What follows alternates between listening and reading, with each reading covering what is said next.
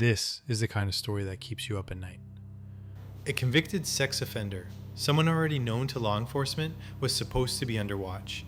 But somehow, he wasn't watched closely enough. Because he managed to lure a 5-year-old child with candy. And what happened next is unthinkable. You know, in life, what we find most valuable to us is our families, especially our children.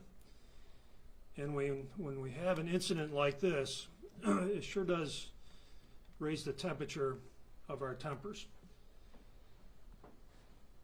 On Sunday, this past Sunday, around 7 o'clock on Bear Road at the Windsor Place Apartments, 33-year-old Ryan Pontello, who just happens to be a level 1 sex offender from an incident that happened on July 7th in 2011. This Pontello lured a 5-year-old girl from the playground with candy. He lured that 5-year-old girl into a wooded area and committed sex crimes. We were able to find and arrest Pontello yesterday and charge him for rape first, sex abuse first, luring a child.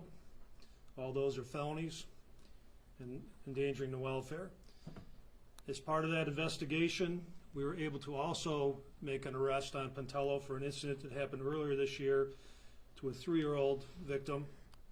And in that case, we arrested him for sexual abuse first, endangering the welfare of a child. He assaulted her, a little girl, and it never should have happened. He was supposed to be supervised. There were supposed to be safeguards, but the system failed completely. And now a child is left with trauma no one should ever experience, especially at 5 years old.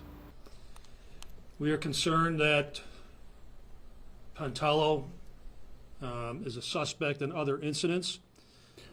In sex cases, we normally have identification issues, and it's normally the practice of the sheriff and myself not to release photos, but based on this individual's history, the conduct that he's being charged with, and what the sheriff just described as our fear that there may be other victims out there in unsolved cases who have not yet come forward.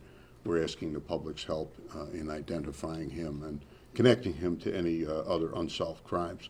We are in the process of doing an electronic review of his social media and his phone, and depending on what we find or don't find, there may be additional charges as to that. The incident that the sheriff alluded to occurred in Oswego County. We checked with the DA's office up there. Their records only go back 10 years, so we're unable to get a history as to why that case was reduced, but at some point we'll find that out in the future.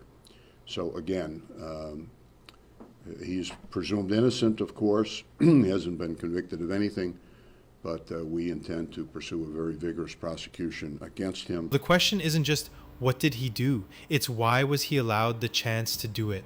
Who missed the warning signs? Who looked the other way? Because this wasn't an accident. It was a preventable tragedy, and someone needs to answer for it. We're asking that anyone with information about Pontello to call our Criminal Investigations Division at 435-3081.